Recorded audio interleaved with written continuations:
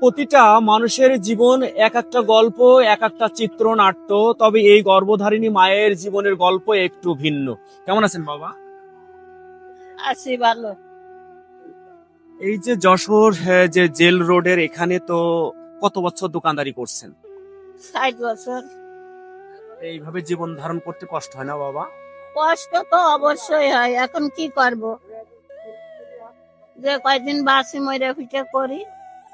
কখনো কি ভেবেছিলেন যে এই বৃদ্ধ বয়সেও এই দোকানদারি করতে হবে বাবা? আল্লাহ যা কপালে লিখেছে তাই। আল্লাহ আমার কপালে সুখ দিনি।